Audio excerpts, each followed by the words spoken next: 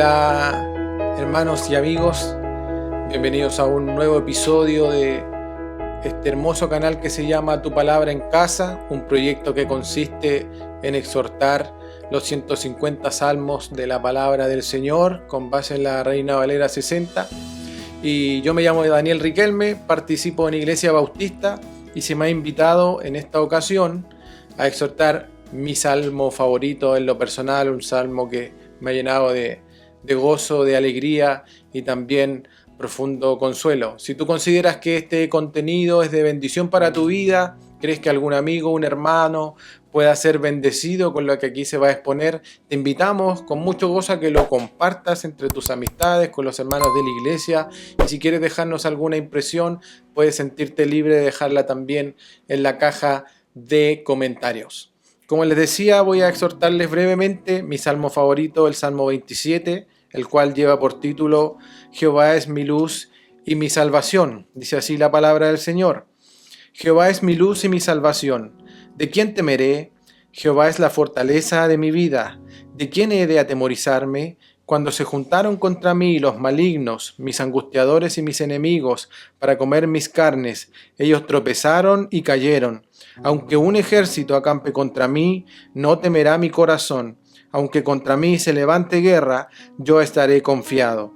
Una cosa he demandado a Jehová, esta buscaré, que esté yo en la casa de Jehová todos los días de mi vida, para contemplar la hermosura de Jehová y para inquirir en su templo. Porque él me esconderá en su tabernáculo en el día del mal, me ocultará en lo reservado de su morada, sobre una roca me pondrá en alto. Luego levantará mi cabeza sobre mis enemigos que me rodean, y yo sacrificaré en su tabernáculo sacrificios de júbilo. Cantaré y entonaré alabanzas a Jehová. Oye, oh Jehová, mi voz, con que a ti clamo. Ten misericordia de mí y respóndeme. Mi corazón ha dicho de ti, buscad mi rostro. Tu rostro buscaré, oh Jehová. No escondas tu rostro de mí. No apartes con ira a tu siervo, mi ayuda has sido. No me dejes ni me desampares, Dios de mi salvación. Aunque mi padre y mi madre me dejaran, con todo Jehová me recogerá. Enséñame, oh Jehová, tu camino, y guíame por senda de rectitud a causa de mis enemigos. No me entregues a la voluntad de mis enemigos, porque se han levantado contra mí testigos falsos y los que respiran crueldad. Hubiera yo desmayado si no creyese que veré la bondad de Jehová en la tierra de los vivientes. Aguarda a Jehová, esfuérzate y aliéntese tu corazón. Sí, espera en Jehová.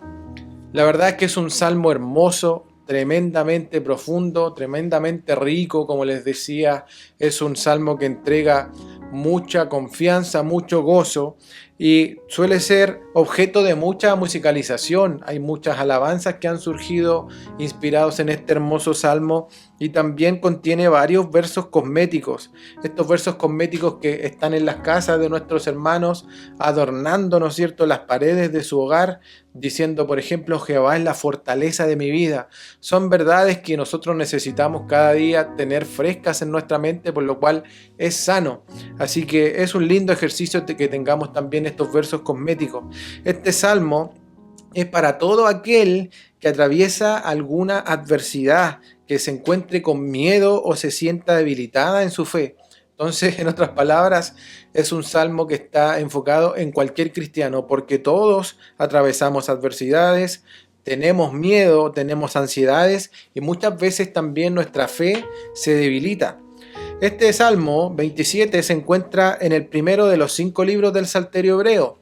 Recordemos que el Salterio Hebreo tiene 5 grandes libros o 5 grandes subdivisiones, y esta primera subdivisión donde encontramos este Salmo de Jehová es mi luz y mi salvación se encuentra en el primer grupo, que está compuesto por los Salmos 1 al 41, y en su mayoría son atribuidos al gran rey David, el rey más grande de la historia de Israel sin duda, y también un personaje importante en las lecturas de toda la Biblia por la clave cristológica que esto implica y su conexión, ¿no es cierto?, con nuestro Señor Jesucristo.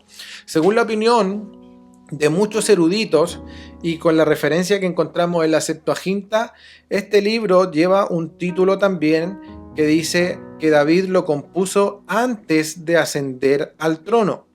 ¿ya? Por lo tanto, es un salmo, que David escribió antes de ascender al trono como rey de Israel. También hay un erudito que es Charles Spurgeon, que él nos da alguna clave, algún truquito para interpretar este salmo, y dice que podemos interpretarlo enfocándonos en primer lugar en los sentimientos del salmista. Aquí vemos que él derrama sus sentimientos en el contenido del salmo. También se puede exhortar aplicándolo a la iglesia, como yo les decía, apelando a la ansiedad, al miedo, etc. Pero también se puede exhortar con referencias a nuestro Señor Jesucristo. En base a estas tres sugerencias, yo voy a estar exhortándoles algunas verdades que encontramos en este hermoso salmo. Luego de una lectura llana de este texto, podemos descubrir dos palabras clave que están muy marcadas en el texto bíblico, y estas dos palabras son confiado y buscaré. Estas dos palabras el salmista las recalca por lo menos en dos oportunidades cada una para hablarnos así y referirnos cuál es la temática principal de este salmo.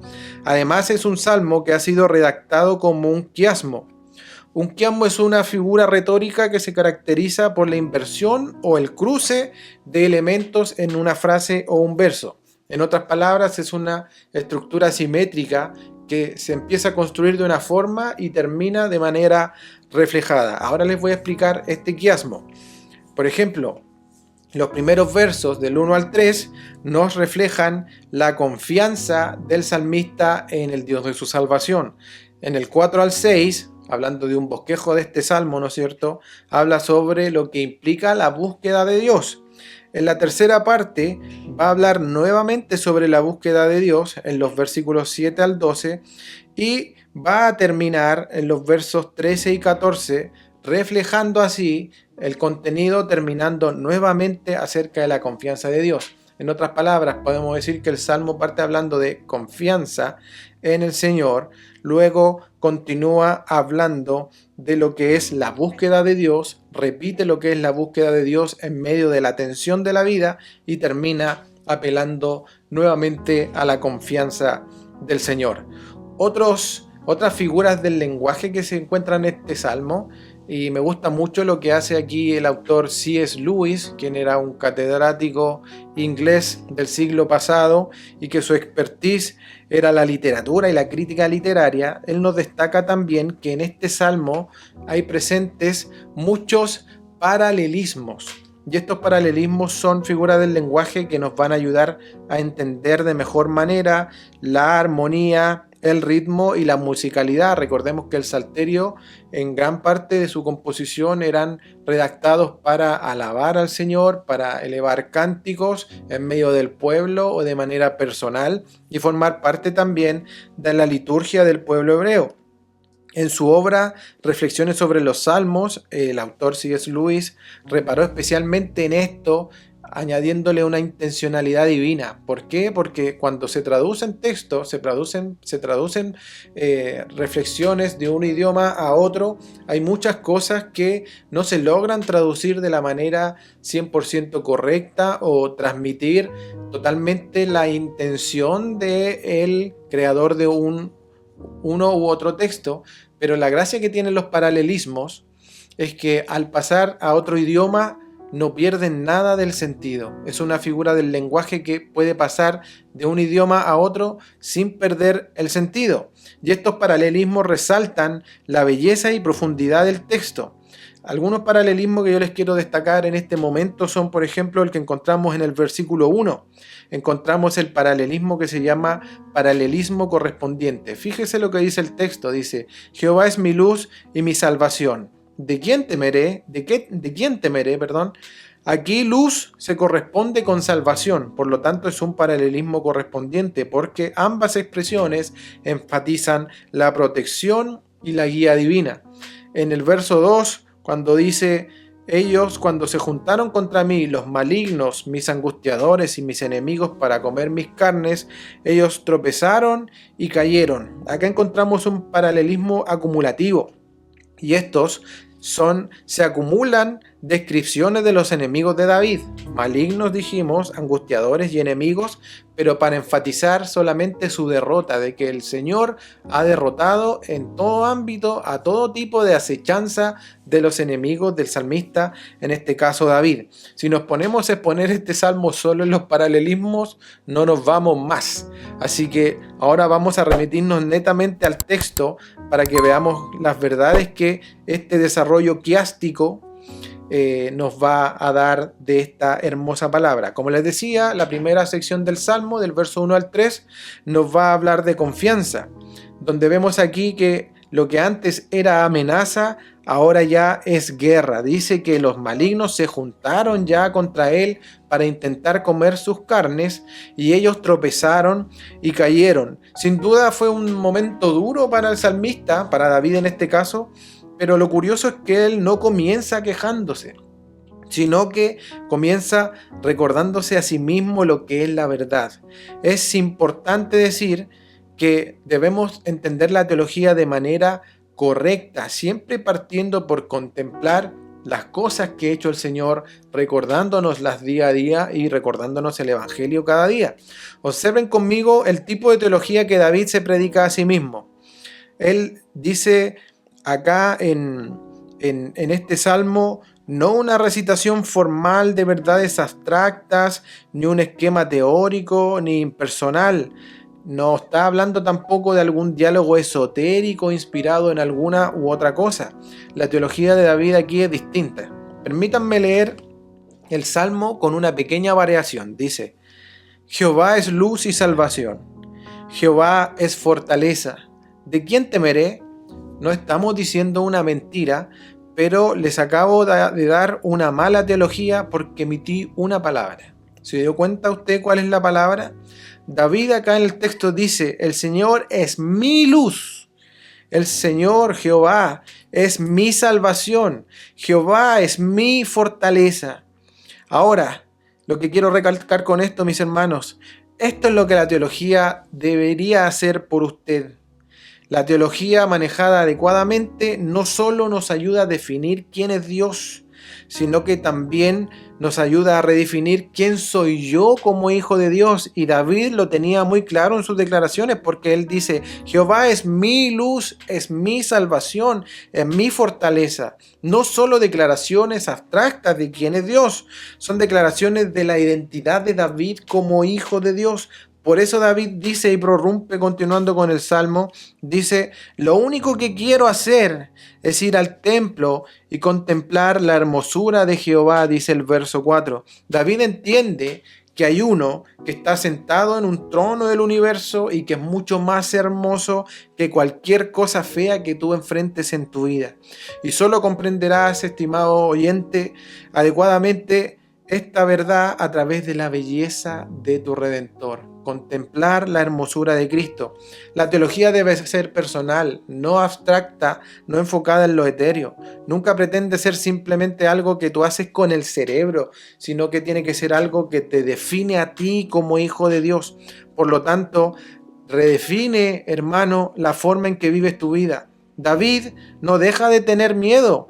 Luego vemos en el desarrollo del texto que él expresa tener miedo de alguna manera. Él no deja de tener miedo, pero porque tiene la certeza de que aunque él pase por valle de sombra y de muerte, como él dijo en algunos salmos más atrás, el Señor iba a estar con él. El Señor es mi luz y mi salvación, mi fortaleza. Dice que el Señor es tres cosas, y esto también puede hacer referencia, como dice un padre de la iglesia, a un cordón de 3 dobleces. El Señor nos asegura con este cordón de 3 dobleces: Él es luz, es salvación y es fortaleza. Esa es teología manejada adecuadamente. La segunda parte que yo les decía, del verso 4 al 6, nos refleja la búsqueda del salmista de Dios, y vemos que aquí David tenía como prioridad la siguiente: contemplar la hermosura de Jehová.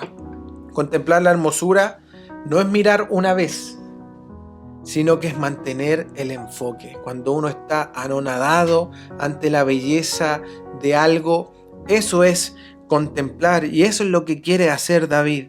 Él no se pone a orar primero pidiendo, sino que él recuerda todo lo bueno que ha hecho el Señor con su vida y cómo el Señor lo ha liberado de sus enemigos. No ora pidiendo, sino que parte alabando, parte admirando la belleza de su Dios.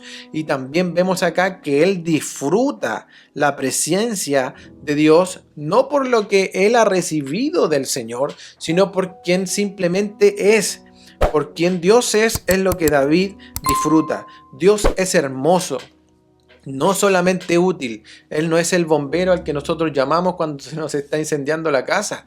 Él es hermoso y David encuentra paz mirando la hermosura del Señor. Esta hermosura no significa no solo la gloria del carácter de Dios, sino que también que Él es rico en bondad. Es rico en favor con su pueblo y esto es hermoso, mis hermanos, porque en este mundo no encontramos nunca ningún tipo de ayuda incondicional. No hay nadie que nos tienda la mano sin un interés personal. ¿Y cuál es la mejor forma de contemplar al Señor? La Biblia también lo expresa, dice, mirando a Cristo, porque Él es el resplandor de la gloria del Padre y la imagen misma de su sustancia. Y el Señor Jesucristo dice, el que me ha visto a mí, ha visto al Padre. Si nosotros aprendemos a mirar la hermosura de Cristo, la hermosura de su nombre, y aprendemos a disfrutar quién es Él, entramos en esta dimensión en la cual el salmista nos expresa en este salmo. El Catecismo Menor de Westminster, un escrito histórico de las iglesias reformadas, dice en la pregunta número 1 de que el fin principal del hombre, es decir, el propósito con el cual él fue creado es glorificar a Dios. Pero también esta glorificación se nutre de la segunda parte de esta declaración que dice gozar de Él para siempre. Hermanos, estamos llamados a gozar de nuestro Señor para siempre, mirando a aquel quien es el autor y consumador de nuestra fe, como dice el libro de los Hebreos. Con estos pasajes podemos afirmar con toda certeza también algunas declaraciones equivalentes. Por ejemplo, el Salmo dice que el Señor Jehová te esconderá en su tabernáculo, me pondrá sobre una roca. Y esto es equivalente, mis hermanos, ¿sabe a qué cosa? A la unión con Cristo, a permanecer en Cristo. Son todos tipos de Cristo. ¿Por qué? Porque la palabra dice que en Juan 1:14 dice que el verbo se hizo carne. Una traducción dice, Él tabernaculizó entre nosotros. Entonces nosotros podemos escondernos en Cristo, dice otro pasaje en las Escrituras. También dice, nos pondrá sobre una roca firme. ¿Quién es la roca? El Señor Jesucristo, ¿no es cierto? Es una maravilla la implicancia cristológica que encontramos también en este salmo. Continúa diciendo, Él levantará mi cabeza sobre mis enemigos. Y esta es una declaración clara de victoria y salvación. Levantar la cabeza es sinónimo de dignidad. No tengo de qué avergonzarme en esta tierra porque yo estoy con el que ha vencido y que vencerá por mí. Ahora empieza a reflejarse el salmo. Recuerdan que les dije que era primero confianza y búsqueda, y ahora en los versos 7 al 12 continúa nuevamente con un tipo de búsqueda, pero búsqueda en medio de tensión y búsqueda en medio de problemas. De hecho, sería bueno que los versos 7 al 12 los grabemos en nuestra cabeza, en nuestro corazón, y cuando nosotros tengamos angustia, alguna ansiedad, algún problema, vengamos a este salmo para recordarnos a nosotros mismos el Evangelio. En este salmo vemos que en el verso 7 cambia el tono de voz aquí del salmo, y el gozo que vimos en los primeros 6 versos ahora se convierte en preocupación. Pareciera que la confianza del salmista de los primeros 6 se desvanece un poco, pero la confianza en el Señor no le impidió preocuparse por sí mismo. Dice, oye Jehová mi Dios, mi voz, con que a ti clamo, ten misericordia de mí y respóndeme. Él sabía que era un pecador y un hombre hecho de barro, a pesar de haber tenido victorias, a pesar de él ir con la cabeza en alto. El salmista continúa diciendo, oye mi voz. Y hoy día uno de los mayores motivos por los cuales sentimos ansiedad es porque no nos sentimos escuchados, nos sentimos solos. Pero para el cristiano verdadero, lo importante no es tener algo que decirle a lo mejor a nuestro prójimo o tener un amigo que nos preste el oído, sino que lo importante, mis hermanos, es que el Señor nos oye. Así como escuchó al salmista, te puede escuchar a ti en oración, en todo ruego. Así que el Señor te invita a que le hables, porque hay una certeza detrás de esto. Él siempre oye tu voz. El verso 8 dice que el Señor, mi corazón ha dicho de ti, buscad mi rostro, tu rostro buscaré, oh Jehová. Una pregunta, un mandato de parte de Dios. Mi corazón ha dicho de ti, buscad mi rostro y tu rostro buscaré, oh Jehová. La bendición sacerdotal del libro de Números dice, el Señor haga resplandecer su rostro sobre ti. Cuando el salmista ruega, no escondas de mí tu rostro, está implicando que aquel que es su confianza, el Señor, su creador, su sustentador, le otorgue su favor. Los reyes del contexto de los salmos o los reyes de ahora tienden a evitar la cercanía y mantener distancia, ¿no es cierto?, con el pueblo, con los plebeyos, para demostrar así el respeto. Uno no puede acercarse al rey, tiene que cumplir un protocolo, pero este Dios, que es rey del universo, no es así. De hecho, Él se complace en ser buscado.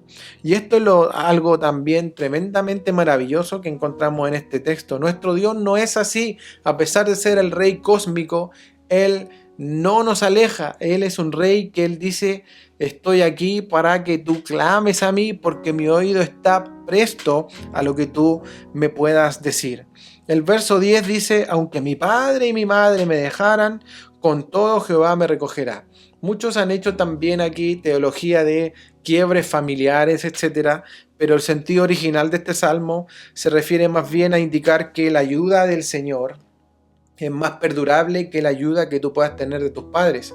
Es normal que normalmente nuestros padres nos ayuden, a lo mejor siendo ya adultos y ellos siendo ya más ancianos, ellos siguen tendiéndonos la mano, pero va a haber un momento en que su ayuda va a cesar porque van a partir de esta tierra. Pero la ayuda del Señor es más prolongada y es más extensa en tiempo. El Señor no se va a ir a dormir nunca y nunca nos va a soltar. Ese es el sentido con el cual el salmista menciona este texto de que aunque mi padre y mi madre me dejaran. La solución a esta tensión, a esta búsqueda que está teniendo el salmista de buscar su rostro, de buscar la ayuda del Señor, encuentran solución y empiezan a revelarse acá la solución en el verso 11 cuando él clama, enséñame tu camino y guíame por la senda llana. En otras palabras, él está diciendo, Señor, sé tú el camino, no solamente el faro que ilumina, sino que sé tú el camino. Y esto también encuentra cumplimiento en Juan 14:6 cuando el Señor les dice, yo soy el camino. Y si nosotros queremos andar en sendas de justicia, por caminos rectos, venciendo a los enemigos, no temiendo al ejército que acampe contra nosotros, debemos andar en este camino que es el camino que el Señor Jesucristo forjó para nosotros a través del velo, atravesando hasta el lugar santísimo y pudiendo nosotros habitar en presencia inmediata del Padre Celestial. El verso 12 dice, no me entregues a la voluntad de mis enemigos, porque se han levantado contra mí testigos falsos y los que respiran crueldad. El Salmo 1 dice que feliz es aquel hombre, ese varón, que no se sentó en la silla de los escarnecedores, de los burladores, de los que mienten, de los que vituperan su testimonio a causa de la creencia que usted tiene en el Señor. Somos felices cuando somos vituperados a causa del Evangelio, a causa del Señor. Pero nuestro Señor, a causa nuestra, Él se expuso a la mentira. A Él lo enjuiciaron de ser insidioso, de ser sedicionista y lo mataron en una cruz. El Señor, pudiendo abrir su boca, no la abrió. Fue expuesto al vituperio y la burla por ti, estimado hermano. Y lo vemos acá también vaticinado de alguna manera en medio de este salmo. No importa lo íntegra y santa que pueda ser una persona, siempre habrá quienes estén dispuestos a difamarles, sobre todo a los creyentes. Tenemos rivalidad, tenemos aversión en el mundo. Mateo 5, 11 y 12 me hace recordar también este pasaje que dice: bienaventurados sois cuando por mi causa os vituperen y os persigan. ¿Se da cuenta cómo se conecta con este salmo? Y digan toda clase de mal contra vosotros, mintiendo. Y el salmo en el verso 12 dice: se han levantado contra mí testigos falsos y los que respiran crueldad. El verso 12 de Mateo 5 continúa diciendo: entonces gozaos y alegraos, porque vuestro galardón es grande en los cielos, porque así persiguieron a los profetas que fueron antes de vosotros. Y termina este quiasmo nuevamente reforzando la confianza de Dios con tremendos versos que son el verso 13 y 14 de este salmo para hablar de confianza. Parte diciendo: hubiera yo desmayado. Sí. ¿Sabe qué veo acá? Esperanza. Aunque todo se torne oscuro, aunque tengamos que pasar por el valle de sombra y de muerte, que no tema nuestro corazón, porque tenemos la esperanza de este Señor que nos ha librado vez tras vez, el cual renueva sus misericordias cada día para con nosotros. Hebreos 7:25 dice: por lo cual, refiriéndose al Señor Jesucristo, también puede salvar perpetuamente a los que por Él se acercan a Dios, viviendo siempre para interceder por ellos. No somos huérfanos, no estamos abandonados, no podemos desmayar sabiendo de que la bondad del Señor está de manera especial para sus hijos. Somos su especial tesoro. Esta bondad perpetua se hizo manifiesta, ¿sabe cuándo? Cuando Cristo habitó entre nosotros y habitó lleno de gracia y de verdad. Tenemos reposo en esta otra verdad que dice el libro de Efesios. El apóstol Pablo en Efesios capítulo 1 del 22 al 23 dice: Dios sometió todas las cosas bajo sus pies, los pies de Cristo, y los dio por cabeza sobre todas las cosas a la iglesia, la cual es su cuerpo, la plenitud de aquel que todo lo llena en todo. Y el verso 14 dice: aguarda a Jehová, esfuérzate y aliéntese su corazón. Sí, espera a Jehová. Una vez que el salmista como que toma aire para renovar su confianza en el Señor, ¿sabe lo que hace con este verso? Es una arenga. Y Él nos llama a la guerra espiritual. Sabemos que una victoria sobre el enemigo no va a hacer que Él deje de atacarnos. Vamos a tener siempre la dificultad y la enemistad del enemigo y también de nuestra propia carne. Por lo tanto, debemos estar conscientes de que tenemos una guerra espiritual en medio de nuestra vida. Y nuestro enemigo va a seguir atacando. No es que va a atacar una vez, Él quiere seguir viniendo porque Él viene a matar y a destruir.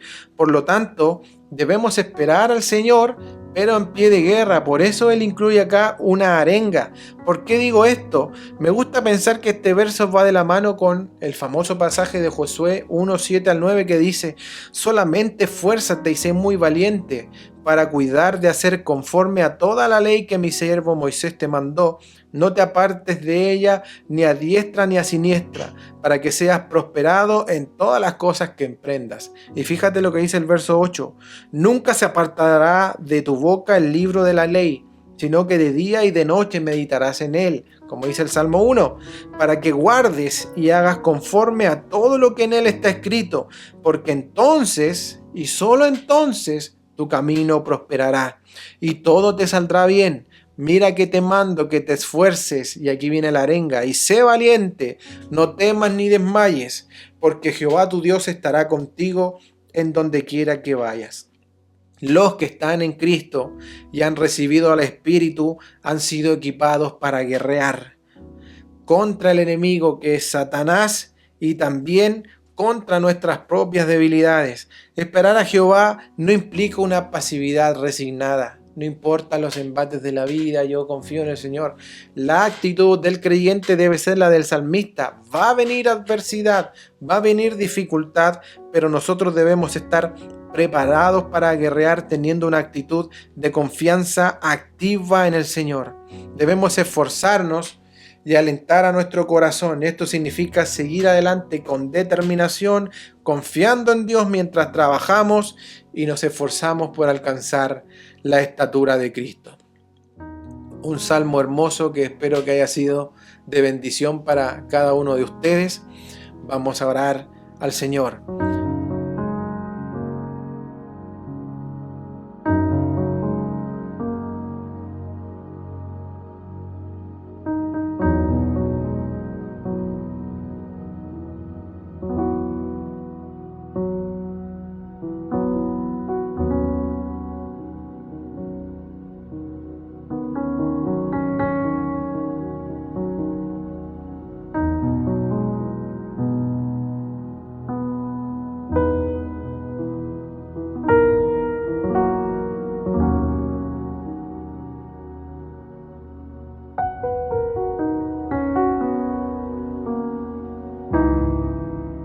Amado Padre Celestial, gracias te damos por tu palabra tan rica, tan llena de gozo, tan llena de confianza para con nosotros.